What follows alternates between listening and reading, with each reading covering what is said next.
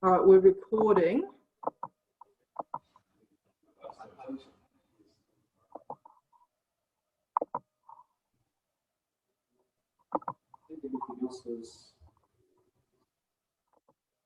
And you are now the host.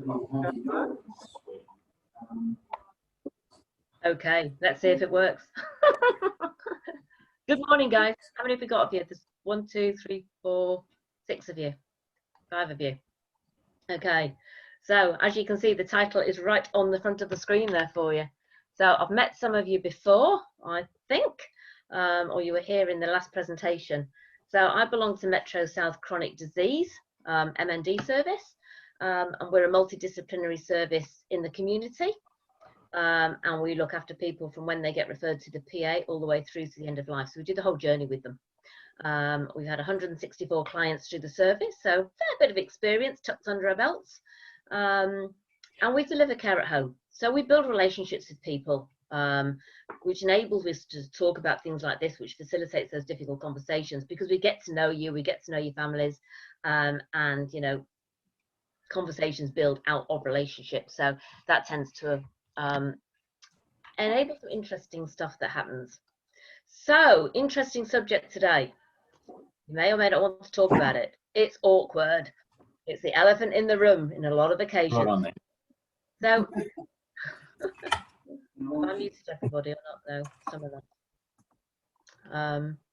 So, it can facilitate some awkward conversations. So these are some of the things that people have said to me, totally randomly, totally out the blue.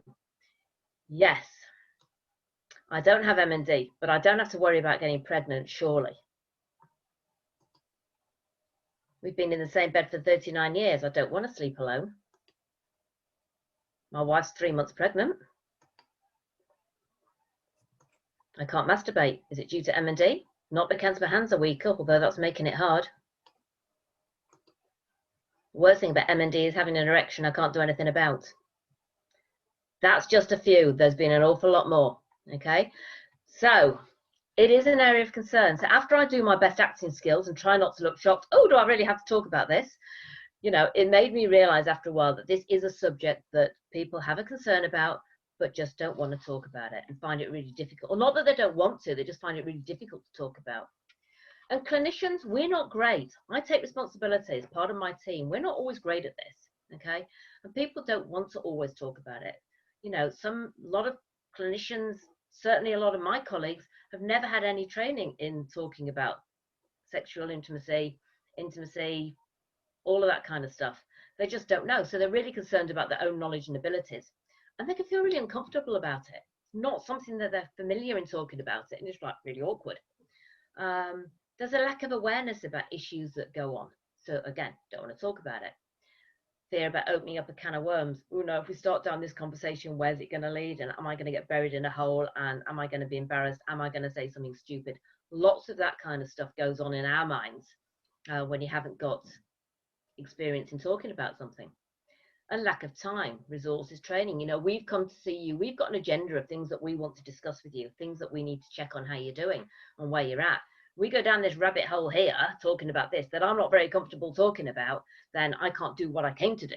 So there's all that kind of stuff as well. Everybody has their own agenda for what they talk about.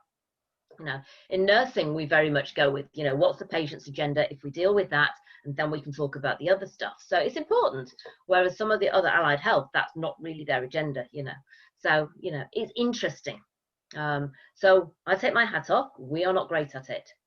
And there was a study done, a couple of studies being done that says health and social care professionals don't want to speak about it. We're not good at talking about it. But at the same time, it's also studies being done to say that although healthcare workers don't proactively discuss this stuff, patients know that we don't talk about it, but they actually want to. Okay, so there's a real mismatch here about us and you and what people's issues are. So it's something we're going to face the can of worms today, or some of it anyway. But things do change for you. Things change physically, practically, relationally, emotionally. We're going to go through some of that stuff and maybe come up with a few suggestions of things that you can try or do. So physically, MND itself doesn't affect sexual function, sensation, or pleasure. Okay, we've got involuntary muscles that are responsible for this, some voluntary, but to a lesser extent, but they don't affect sexual arousal. Okay, sex drive, however, can be affected by emotions, anxiety, fear, low mood, depression, all of that stuff. Okay, and you've known that through life, you know, not just to do with MND, just life in general can get in the way of that. Okay, but then we have got things like your reduced respiratory function, muscle power's less, or you might have stiffness, excess saliva. Okay, all of those things affect not only your ability but also your body image, and that's important as well. Okay, other conditions, don't write everything off as being due to MND. You know, if you're getting older, erectile dysfunction can be quite common in older chaps. Might be that. Go and talk to your GP and double check. Okay, just don't write it off as being MND if things aren't functioning normally. Equally, some of your medications, certainly some of the medications that we give you to dry up your saliva, dry up everything. Okay, certainly for girls and women, they'll dry up that vagina, so it'll make it more dry. So there are things that also can contribute to that, that are related to your MND. Okay, but we know that all this stuff is important and it happens. And of course, practically, then we've got things like, you know, we start introducing hospital beds and feeding tubes, and you can't communicate, or you might wear a mask at night. All of that stuff is going to get in the way. It restricts intimacy. It doesn't make it as easy. It has to be a little bit pre-planned. Okay, so we know this stuff.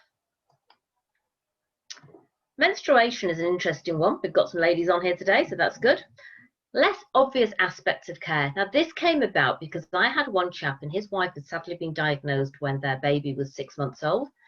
And he went, well, she can't get pregnant. Now she's got MND, can she? And I went, oh, yes, she can. We need to stop that because that would be a disaster from a physical point of view of somebody with MND and muscle weakness being pregnant, but also for him, also looking after a, you know, he'd already got a 6-month-old, let alone looking after another baby and looking after his wife, who was pretty debilitated by that time as well. It was really sad. But it kind of led on to a conversation that, okay, women have periods. That's a really messy thing that we have to deal with. You guys don't want to look after your wives or your partners doing that as well. So if we can get rid of that, that makes it a bit easier as well. Okay. Guidelines, and we're talking about it today. We encourage intimacy as part of your relationships. It's part of normal life. We want to maintain that for you. It's part of your quality of life. Okay. And people do remain sexually active. We can't write people off as saying, okay, you've got MND, you're not going to have sex anymore. You know, just wouldn't be realistic. But we need to deal with this. So there are various long-acting contraceptions that people can use. Discuss it with your GP. There's injections, there's implants, there's the hormonal intrauterine devices, and a lot of these will reduce, and they may even stop the periods completely as well. Okay, so if we can get rid of the periods, that's really going to help you guys looking after your partner or your wife. Okay, so deviation onto particularly female stuff. Okay, so think about it. So it's something I certainly ask all my ladies that are premenopausal. What are you doing about your contraception? What are you doing about getting rid of your periods? Let's have a go and see if we can fix it, or help it, should I say. But from a relational point of view, there we go, you also have that change. You have a change in your role, okay? You've been husband-wife, but it's going to change to carer and patient, okay? That changes the dynamics in your relationship. However much you say it's not going to, or you don't want it to, it has an impact, okay? It changes your romantic relationship, okay? That can lead to less time, less ability, just less desire for intimacy, okay? And we want to maintain that for you, okay? There was a big study done by a researcher looking at sexuality and intimacy in terminal illnesses. And one of the things that he found out, that we have this coupled relationship, okay, but it's variable. And during this period, while you're living in this state of time, whatever that is, and you've got this grief process going on within that as well, although it comes and goes and it'll go around in cycles, you also within that have a connecting and disconnecting of your actual relationship, okay? So, you know, you've got times when you're really close together. You've got times particularly where your partner may be saying, I've got to do this on my own later on. How am I going to do that? And at least this kind of disconnect within your relationship. And then it'll connect again, and then they may go through a period where it disconnects again. And it's trying to navigate that, okay? But in the midst of all that changing, it can lead to a loss of spontaneity, lack of reciprocity, and you may feel rejected. Your partner may not want to spend time with you, okay? Because they're trying to work out, how am I going to do this on my own at some point in time? And what does that look like, okay? And it's that varying, okay? So it has changes in your relationship, okay? Emotional changes. All of the above affects your emotions. We know that. You're also going to have a change in your self-image. You know, you might not look the same. You can't do the same things. You can't act the same way. Fatigue is a huge issue for many, many people, okay? You get exhausted, okay?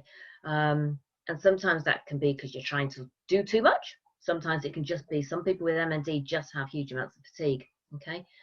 Anxiety, fears, depression, all of those are going to affect that emotional state, which, as we already said, reduces your sex drive. But we also have to remember your partner's emotional status, okay? They're also going through all this gambit of emotions, and we've just touched on some of that. But they can be exhausted just from all that carer duties, okay? They may feel some resentment over having to do all this caring stuff. And it's not because they don't want to do it, because, you know, most of us are more than happy to do it for your partner. But in reality, there are going to be times when it's like, this is just tough, this is hard, this sucks, don't want to do that. Okay, and that again causes that potential breakdown in that communication in that relationship. So there's a whole load of mixed emotions that are going on there. Okay, but some of these are not insurmountable. In fact, most of them are not insurmountable. Okay, but it is about how do we achieve that. So we have, whoop, why is this not going? There we go. Okay, so let's just talk through some of the things that possibly may help. Okay, communication is probably the number one. Keep communicating with your partner. Okay, work out what your expectations are. Your priorities may change. Okay, so, you know, your priority, you know, having a good, healthy sexual relationship may have been really important to you at one point in time. Now it becomes less so. There's other things. It's how are we going to navigate this? How are we going to deal with the changes? All of that stuff may become more important. Spending time more with family, doing things together may become more important than the actual sexual relationship. And what may have been more, but it may become more important to you. For some people, that intimacy is really important and keeps them together when they're going through a really, really tough time. For others, it becomes less important. So it's communicating and having those expectations of what you both want, okay, and talking about it. If you're open and honest, it certainly reduces any conflict and anxieties. And that really keeps that intimacy there. I certainly have gone through this with many, many people, and the couples that talk together, that share together, that cry together, that laugh together, cope with this and get through this a whole lot better than those that put their walls up, stay in their little boxes and say, I can't tell her how I'm feeling because that's not fair. Equally, the partner that's saying, I can't tell him how I'm feeling because that's really not fair. Okay, I don't want to do that. They're the ones that actually struggle with this. They put this great big wall up in the middle, and that restricts that intimacy. It restricts your relationship. Keep talking. I get it's difficult. I'm not arguing with that. And it's really hard to tell somebody how you're feeling sometimes. Okay. But have a go. You can get help with your, through psychology, through counsellors, through your GP as well. You know, if you need the extra help to say, how do I share this with my partner? How do I tell them what I'm feeling? Okay, it's important. But there's other ways of showing you still care. You know, go and order flowers online or something, get them delivered for your partner. You know, go and get somebody to buy them something if that's what your love language is. Okay, remember, we all have different love languages in showing how you care about somebody. Is it verbal? Is it by gifts? Is it time? Is it touch? You know, is it physically? There's all those different things that you all know about, I'm sure. But so there's other ways of showing that you still care about your partner, even though you've got caught up in all this other stuff. Okay. Express your feelings. You know, just turn around and say, I love you. Just turn around and say, I'm sorry you've got to do this. You know, just be honest and show it. Okay. For some people, developing their own sign language, personal code, especially if you're losing your speech and you can't talk, write and record it down and sort of pre-plan. Okay. Particularly important if you know, when you are still having that intimate relationship, you know, what do you want? You know, what are the things you want your partner to do for you? What do you want to do for them that you can? And if you can't talk it, write it down. You know, have your own little code, make it up, make your own little language up, you know, become hobbits and make your own language up, and, you know, what's going to work for you. That your partner knows what you want, what you express, okay? And it can be as simple, you know, that just having a quick board that says, this is what I want, these are my needs, this is what I want you to do for me, that you can just point to at the time that you need it, okay? Work out something that works for you. Make sure you do things together. Now, I always talk about this with people because so often, particularly carers, get caught up in doing all the household jobs, the household maintenance, the caring, the paperwork, the phone calls, and all of that stuff takes up such a lot of time. And you actually forget to spend time together, okay? Particularly for people that have got NDIS and they've got carers in, let those, increase your care hours, let them do the donkey jobs and you spend that time together, okay? Just sit down and watch a movie, hold hands, watch a movie, have a cuddle, watch a movie, do something, even if it's not anything going out, you know, but just so you're together, having that time together, okay? It's very easy to get caught up in the busyness of caring that you actually don't spend a lot of time together doing things together, okay? Important. Make sure you've got that quality time together. So if you're somebody that has a lot of fatigue, for example, okay, what's the best time of day that you can interact with each other? What's the best time of day for you to have that quality time? Now, it may be that you've always had your intimate relationship at night time. Well, it may be that fatigue's better in the morning, so we do it in the morning. You know, nothing wrong with having sex in the day. You know, I'm sure the kids do it when parents aren't at home. So, you know, nothing that says you can't do it as you get older.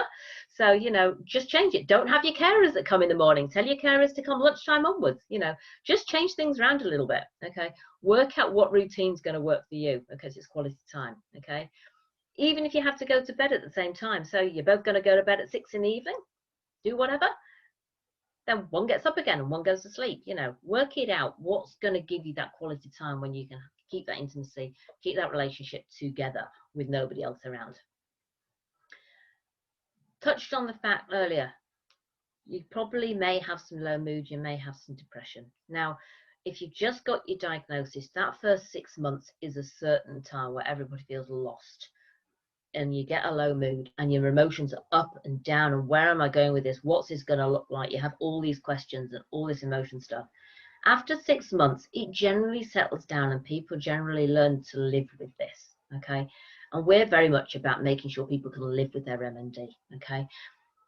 But if those feelings keep going, that can be a depression. Get it treated. Go and get some antidepressants from your GP. There's nothing wrong with saying it's a depression, we need to treat this. But if you can treat it, you'll feel better. And again, that will then improve your relationship again, okay? And you can put some of these things back in place again, okay? Add it in there. Okay, so on a more practical level, what can we do? Talk to each other. We've already said that. Acknowledge and process the difficulties together, okay? And if you work through this stuff together, that in itself can promote that intimacy and that desire again for each other, okay? If you know what you want and what you don't want, laugh about it, okay? You might need to try some different positions. You might need to go, you know, particularly if you've got respiratory stuff going on and you can't lie on your back, maybe then you need to lie on your side, you know, changing positions. It may be that you need to switch upside down, you know, who's going on top. Might need to work that one out, depending on what needs you've got going on. One partner may need to take a more active role than the other. Things can change around again, okay? Different activities. Doesn't have to be full intercourse. You can have massage, you can have oral, masturbation, all those things still keep that sexual relationship alive, just in a different way, okay? There's lots of sexual aids available on the internet. Have fun together, have a laugh, try them out, be patient with each other, okay? May work, may not. It may not be something you've ever done before, so it may feel really strange to have this a go, but you know, you can do lots of things online. Nobody needs to know any about it. Privacy of your own room, have a go, okay? But remember, just touch in itself is important. Touch promotes intimacy for you to have that quality time together. So just having cuddles, kissing, holding hands, faces, stroking is a really good one, okay? And often what you can do, and we certainly had one couple that did this, they had their double bed. She couldn't sleep in it because she needed to sleep more elevated and had her NIV on, had a mask on at night, okay? So what they did was they kept their double bed, and they used to go and spend some time in that first at the beginning of the evening, and then when she was ready to sleep, she'd go into a hospital bed, and then she'd get all the mask and everything else set up for the night, okay? But they kept those 2 beds in that room, 2 different rooms, walls of space in the one, okay? But they managed to do it that way. So things like that can be done. Doesn't mean, you know, nothing can happen, okay? You've got sofas, you know, king singles, pretty good if you're not too big, okay? Things like that can be worked out. Spend that time together, okay? Clothing. This is particularly relevant, certainly for when you've got your peg tubes in. If you've got your feeding tube in your stomach, you can be very self-conscious of it. You think, how does this make me look attractive? It really doesn't. And it gets in the way, and your partner might be scared of catching it, knocking it, pulling it out, all of those things. Okay, wear a singlet. You know, I've got one lady, and she's bought a great big lacy camisole thing and cut it down, so it's just like a lacy band that goes all the way around the middle and covers it up, so it's not in the way, out the way overnight.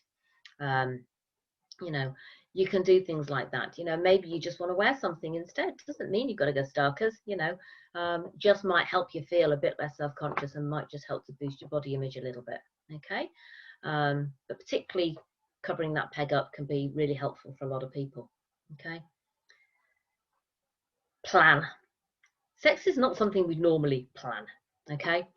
But when, how long, comes back to their expectations. If you can plan, again, that can fit around your carers, can plan to reduce when that fatigue is the biggest problem, plan when you've got the energy to do it, okay? And, you know, all that 1 bed, 2 bed thing, you know, might need to plan, okay? You might be people that have had sex that used to last for an hour, 2 hours all the night. You know, it may be that that's not realistic anymore. So for how long you're going to do that and how you're going to do it, which way up, which positions, all of those things. And some of that will help, okay? It's not natural, but the more you do it and the more you have those conversations, the easier it's going to get, okay?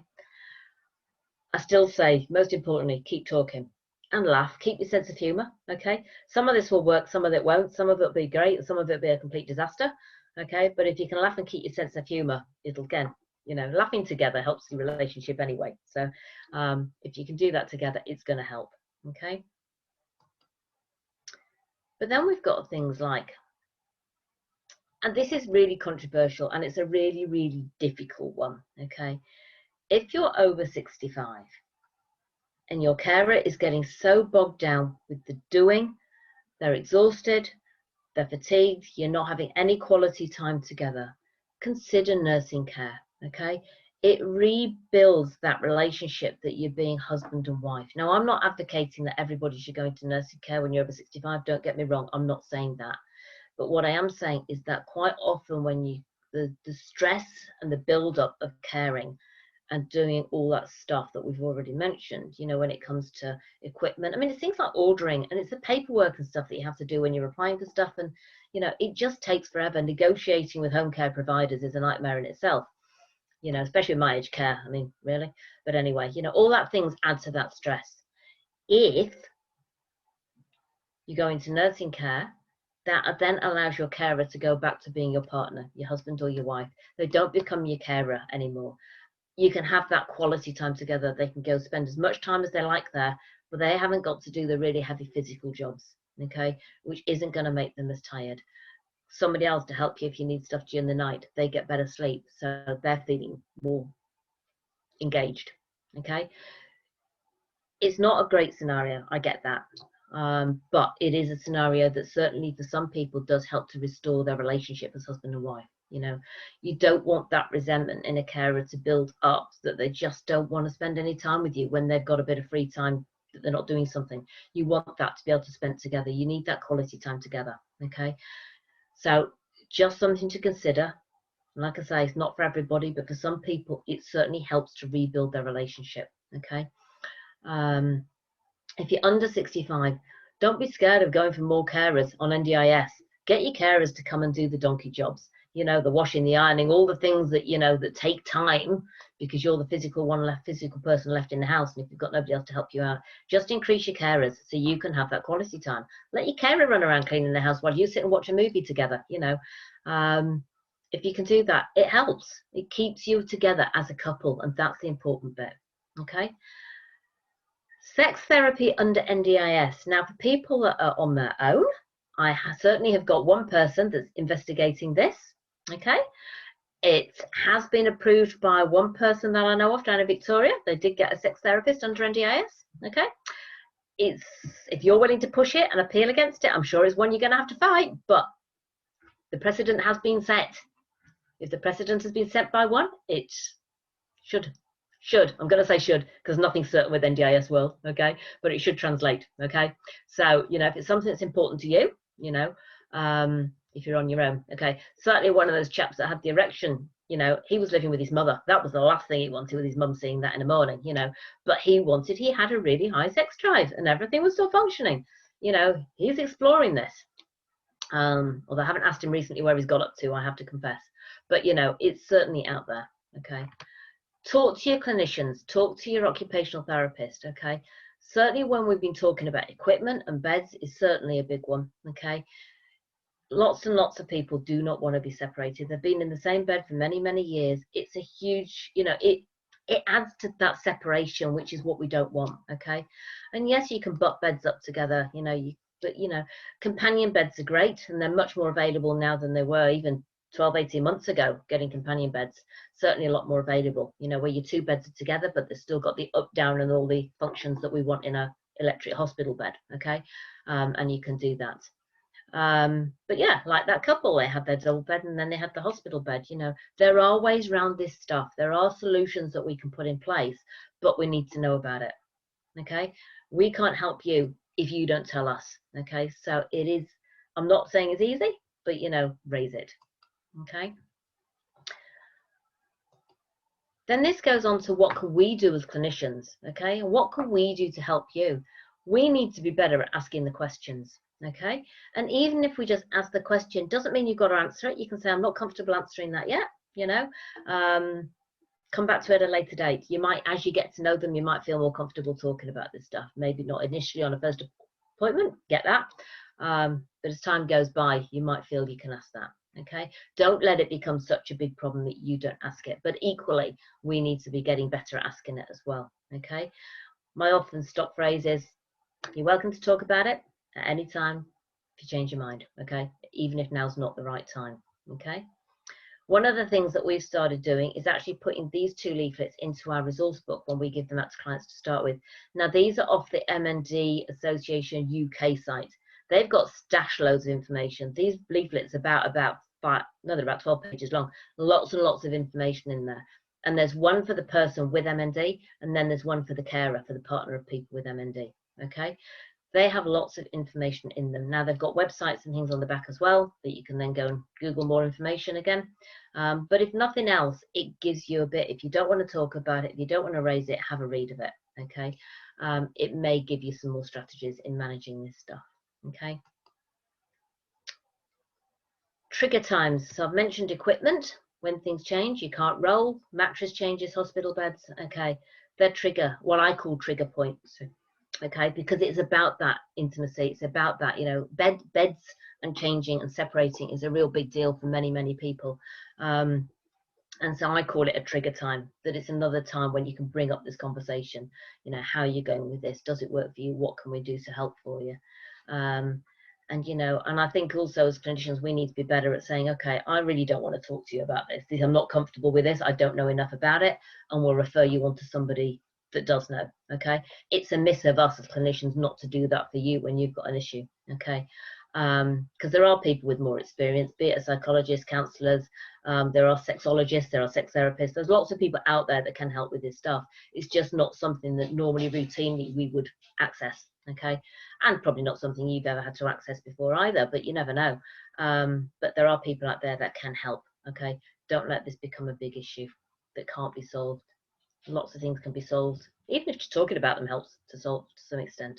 Okay, so have a go. Somebody's got to bring it up. If it's an issue to you, it might as well be you, it might as well be me. Okay, if we bring it up, at least you're not just left dealing with it, okay, or wondering about it and thinking, is there a solution to this, is it not? This is causing lots of tension in our relationship. If we can diffuse some of that, again, that's going to help you keep your relationships. And that's all I have. Excellent. Thank you so much for that, Lois. So I am going to Make back host, and I'll stop sharing. Back the host while you stop sharing. Yeah. There we go. Okay, so I think most of you muted yourselves, so that means that I can't mute you or unmute you, I should say. But does anyone have any questions that they wanted to ask Lois whilst we have her with us?